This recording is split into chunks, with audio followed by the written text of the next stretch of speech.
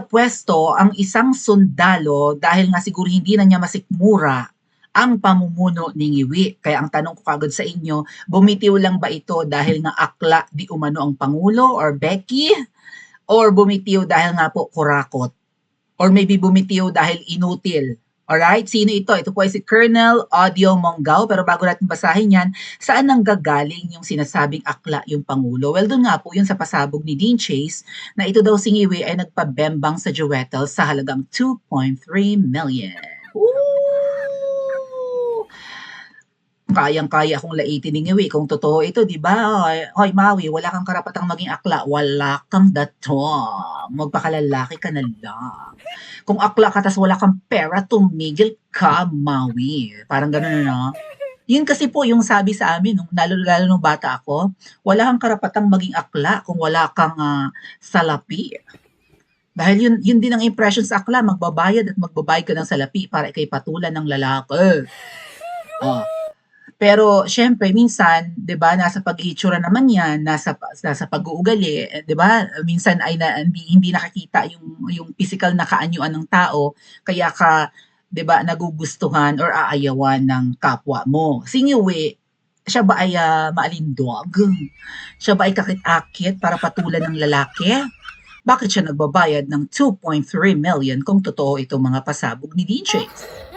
Gagastos ka ng malaki for what? Para bumulwagan ng iyong sumbong?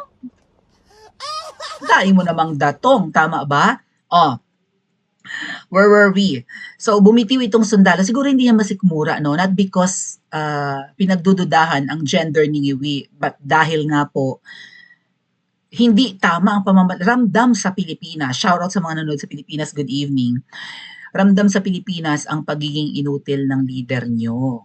Kasi pahirap ang buhay, hindi tumataas ang sweldo, pamahal ang bilihin, bumabaha ang korupsyon, magulo, kalat ang krimen, at kapag bumatikos ka ay either ipakulong ka, no, magtatago ka, tatamnan ka ng kaso, baka magurgur ka pa.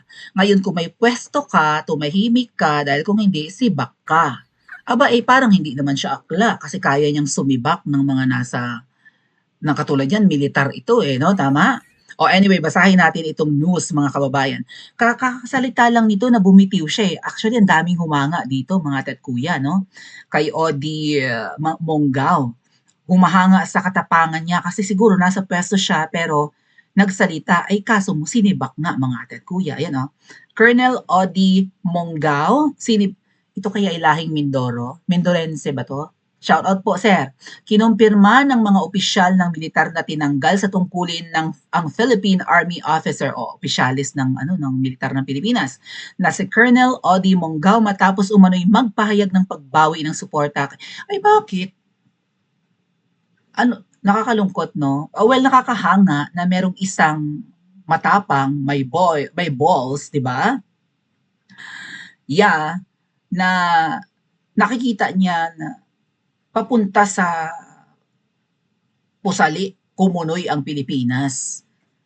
Lugmok na nga ang Pilipinas, lalo pang malulugmok. Wala na, hindi makaka-recover ang Pilipinas mga kababayan. And hopefully, kung magsasucceed nga po, kung matutuloy ang election sa 2028, kailangan talagang hindi tayo mabudol muli at paupuin natin ang mga karapat-dapat dahil kung mabubudol ulit tayo katulad ng ginawa ni Ngiwi, ay nako, wala na, magsipaglayas na kayo sa Pilipinas, baka literal na kayong lumubog. 'Di ba? Bumabaha nga diyan, konting ulan, minsan nga walang ulan sa lugar niyo, biglang bumaha. Doon nga sa medyo kalayuan, sa kabundukan halimbawa, biglang umulan, wala nang humaharang ng tubig. Didagsa na ang tubig dahil sa kaingin, sa quarry, sa mga mining, ganyan. Tapos ang flood control niyo, wala naman, either wala or kung meron man, sira-sira. Okay? Philippines underwater na nga, parang Atlantis na ang Pilipinas. Ay mabuti pa yung Atlantis noon, advanced civilization di umano. Ay ang Pilipinas, wala. Purita lolo ka na nga, malulubog ka pa sa tubig, ay good luck. Okay. Sa direktiba ng Commanding General ng Philippine Army, agad na inalis sa pwesto, grabe, no? Para siguro hindi pa marisan. Salita-salita ka na, nagbibitiw ka na ng suporta mo sa presidente, sipa ka. Para hindi agad tularan, no? Tanggal. Paano yung mga benefits nito ngayon, mga kababayan? Yung kanyang retirement, siguro, wala na, no? Inilagay sa AU status upang bigyang daan ang masusing investigasyon ng Training Command. Sir, saludo sa iyo. Ang daming humahanga dito mga kababayan. Basahin natin. Unassigned or attached or unassigned yung AU pala. By the direction of the Commanding General, whatever that is, Philippine Army Colonel Odi Mangao was immediately relieved from post and put into attached/unassigned status to give way for the thorough investigation, yada yada. Nauna nang naiulat na nag-post umano si Colonel Mangao sa social, ay, nag-post laang. Ay, kaso mo nakabantay. Actually, sabi ni Miss Maharlika, di ba, itong mga men in uniform, particularly the PNP, ay bawal nang humawak ng cellphone habang nasa duty. Siguro dapat nasa locker yan, right? Nakatago. Paglabas nyo, pag-out nyo, or during your break time, pwede kayong gumamit ng phone. Pero habang kayo nasa trabaho, walang hahawak ng cellphone. Walang manonood ng social media, baka mapanood nyo pa yung vlog ni Miss Maharlika. Right? Sinabi rin ng Philippine Army na mahaharap si Colonel Mangao sa mga kasong administratibo at maaari ring isailalim sa court-martial dahil sa posibleng paglabag sa Articles of War. May ganun agad. Conduct unbecoming an officer and gentleman na may parusang pagkatanggal sa serbisyo kapag napatunayang nagkasala. Dagdag pa ni Di Maala, other possible violations will still depend on the result of the investigation. Baka kasuhan pa ito ng inciting to sedition, mga kababayan. Or panawagan para pabagsakin singiwi. O di ba ganun sila ka-paranoid. So, nasaan na yung oath of itong mga sinumpaang di ba sa tungkulin ng mga men in uniform na poprotektahan ang mga Pilipino? Ayan na nga, lumalabas na yung balita na akla ang presidente.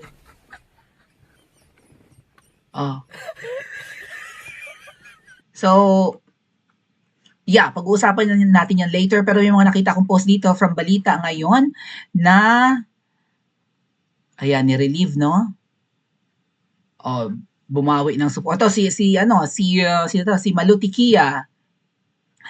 Ano sabi niya, Colonel Odi, di kita kilala pero ang tapang ng ginawa mo. Saludo ako sa iyo. Maraming salamat sa sakripisyo. Mag-ingat po kayo at sana maalis sa kapahamakan ng inyong pamilya. Kasi alam niyo naman, ang mga nagsasalita, malalagay talaga sa alanganin, ipipressure. Pero siguro bukod sa kaso, tanggal na rin yung benefits nito pag nag-retire, di ba?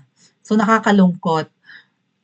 Sana po yung ibang men in uniform, not just the Philippine Army, but of course the Coast Guard, the Bureau of Fire Protection, who else? Of course, PNP and others, no, na mga naka-uniforme or mga matitikas nating kababayan ay sana may empathy kayo sa tinanggal sa serbisyo na ito na nagsalita lang sa social media na bumibitiw na siya. Okay? Hindi niya kayang suportahan ang Pangulong inutil, maybe Pangulong kurakot, or Pangulong akla. Maraming salamat sa iyong sakripisyo. Yan. Kahit yan ay personal na withdrawal, malaking bagay no tumayo kayo at nakiisa. Sana mayroon pa na sumunod sa inyo. Yes! Sana hindi matakot. Ito na ang taon. Ito na yung momentum. Sumablay tayo ng 2024, sumablay tayo ng 2025. Ito na yan. 2024 pa lang, sinasabi na ng mga kasama namin sa EDSA, we are at the breaking point na. Nasa bangin na tayo. Isang tulak na lang. Laglag na tayo. Lugmok, patay.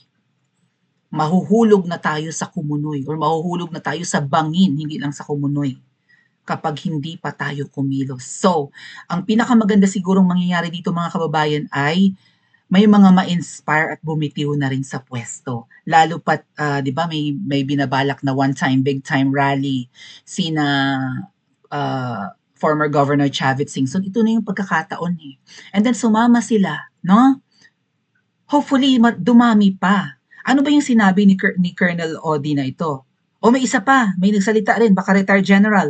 Si Colonel Odi Mangao, siya ay sundalo ng konsyensya, handang isakripisyo ang lahat dahil sa pagmamahal niya sa kanyang bayan. Si Pokis yung kinulong. Pero nakapagpiyansa kasi si retired General Pokis eh. O ayan, Sir, ang mga whether naka-uniforme kayo or nasa pwesto kayo, 'di ba? Kung kayo ay bibitiw sa pwesto, ibig sabihin lang nito matapang kayo.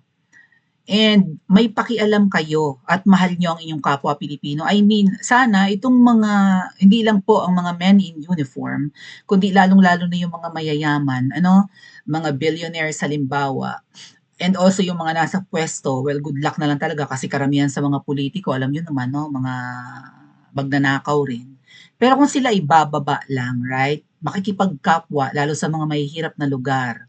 Or maybe huwag bumaba sa kanilang mga sasakyan. Diyos ko po, unang taon pa lang ni mga ate at kuya, bumaha na naman ang mga badyaw sa Maynila. Kitang-kita ko noon, dumami na naman ang mga mga informal settlers. Yang liwasang Bonifacio, yung paborito ng mga grupong gusto na lang sa rally.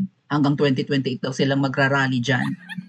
Despite natago yan at mapuno yan, ang dami diyang mga homeless. Diyan nga nakatira. Kasi malilim. Okay, malamig dyan kahit papano. May mga malalaking puno ng mahogany. And everywhere in Manila, even in Makati, a business district, mga kababayan, makikita mo ang daming namamalimos, ang daming batang nakapaalang, di ba? Walang tsinelas, mga nakahiga sa kung saan-saan. Kaya nilang tiisin na kapwa mo Pilipino, ganyan. I mean, even the richest countries, even in the US, may mga homeless, okay? Pero may mga lugar, katulad ng Dubai, I think Japan, wala namang ganyan. Lalo na Singapore. Shout out mga sa Singapore. Sa Hong Kong, wala rin ako nakikita masyadong homeless. Ang makikita mo lang naman na nakahiga dyan ng mga nakalatag ang karton, mga Pilipino, during their day off. Every Sunday. Pero hindi yan homeless. Kailangan lang, shout out sa mga nasa Hong Kong. Pero sa Pilipinas, pag mahahabag ka mga ate at kuya, ako nga na nung nandyan ako, lagi ako may nakareding, hindi 20 ha, 50. Nakalagay sa wallet ko. Where's my wallet? Hold on. Nakalagay dito, napakaraming 50s. Every time na mag-withdraw ako noon sa bangko, dapat may tigsi 50 na bills. Okay? Hindi hundreds lang ang wini-withdraw or thousands. Kailangan may 50 kasi pag kami na malimos, huwugot ka na. Even sa jeep, sabi nga ng iba, ba't ka pabigay ng bigay? Hindi nga dapat binibigyan yung mga badyaw. Halimbawa, yung sumasampa sa jeep at manghihingi, 'di ba? Kasi risky yung ginagawa nila. Biro mo tumatalon sa jeep, umaandar, and then tatalon para makababa. Hindi nga minsan nagme-menor ang delikado ang ginagawa ng mga kababayan. Pilipino pa rin 'yan. Kaya lang kung hindi mo tutulungan, right? Sino tutulong? Baka nga mamaya binibitbit yan papuntang Maynila ng mga sindikato. Anong klaseng Pilipinas meron? Alright? Kaya nga po saludo sa mga bumibitiw ng kanilang suporta sa Pangulo. Kayo ang totoong matatapang. Hindi kayo takot na mawala ng benefits pag retire nyo. Hindi kayo nag-aalala for your welfare sa inyong seguridad. Kahit na malagay sa alanganin ng inyong pamilya, hindi nyo na masikmura. Ramdam nyo, di ba, ang kagaguhan, ang kainutilan, ang kahayupan, ang kademonyuhan ng mga nasa pwesto, kaya kayo bumibitiw. Oh, at sana madagdagan pa. Ayan ayan yung balita. Bumawi siya ng suporta. Thank you po, Mark Lopez. Sino si Mark Lopez na yan? May kapangalan kayo. Ito pala yung post niya, basahin ko lang ng mabilisan mga kababayan. Isang mataas na opisyal, ay Diyos ko po, mataas na opisyal. Saludo sir, for sure may mga kayo nasa downline or whatever. Siguro may mga mabababa ang ranggo na mga sundalo rin at mababalita to eh. Ito na ba ang simula ng pagbagsak ni Marcos Jr.? Kasi nagsasalita na ang mga matitikas, no? Isang mataas na opisyal ng Armed Forces of the Philippines ang hayagan umanong binawi ang kanyang personal na suporta sa Pangulong Ferdinand Bongbong Marcos kasabay ng pagkwestiyon sa umano'y moral na otoridad nito bilang Commander-in-Chief at sino ba naman? Right? Kung ako nga na nabibilang sa LGBT, sukang-suka sa isang yan. Di lalo pa yung matikas. You were trained to defend your fellow Filipinos, right? Kung ano-anong mahirap at pisikalang training ang dinanas ng ating mga sundalo at kapulisan, di ba? Gumagapang sa batuhan, gumugulong, mga putikat, kung ano-ano pa. And then yung commander-in-chief ninyo ay hindi marunong magsakripisyo para sa Pilipinas. right? Imbes na iligtas ang Pilipinas sa kahirapan at kapahamakan, inilalagay pa sa pagkalugmo at kamatayan ng mga Pilipino. Lintik. Oh, sa isang social media post, ibinahagi umano ni Colonel Audie A. Manggao, sa isang opisyal na 34 na taong aktibong serbisyo na nananatili ang kanyang suporta sa AFP at sa konstitusyon, ngunit hindi umano sa Pangulo. He has lost his moral ascendancy to lead the armed forces as commander-in-chief and govern the Filipino people as president of the republic. O, yan ang sinabi. Maangas, di ba? Dagdag pa niya ang mariing panawagan. Sobra na, tama na. Bumaba ka na. Hindi mo kaya. Hindi kami dapat sumusuporta at sumasaludo sa'yo. Sasaludo ka sa isang tao na may pulburon din or dumudugo ang gums, lintik. Kasalukuyang nagsisilbi si Colonel Manggao bilang Director ng Training Development Center sa ilalim ng AFP Training Command, isang sensitibong posisyon na may mahalagang papel sa paghuhubog ng mga bagong sundalo. So maganda pala yung kanyang posisyon. So siya yung magti-train sa mga bagong militar ng Pilipinas. And for sure naturuan niya ng mga magagandang asal at gawain ang mga batang army. Ano ang ituturo niyang maganda kung hindi niya masabi sa kanyang mga say apprentice or mga bagong recruit or bagong training, bagong nabigyan ng posisyon bilang AFP. Ano ang kanya sasabihin? Sumaludo kayo sa presidente pag dumaan, ganyan, tumayo ng maayos. Yan ang ating commander-in-chief, hindi siguro yung maituro ng visit siguro, hindi niya masikmura, no? Ba't tuturuan ng mga batang to na galang yan, tarantado yan, akla yan. Or maybe not akla, maybe inutil lang talaga. So kanina wala pang reaction ang AFP and then yun na nga po, sinibak na siya. So parang hindi naman akla si Niwi Jr.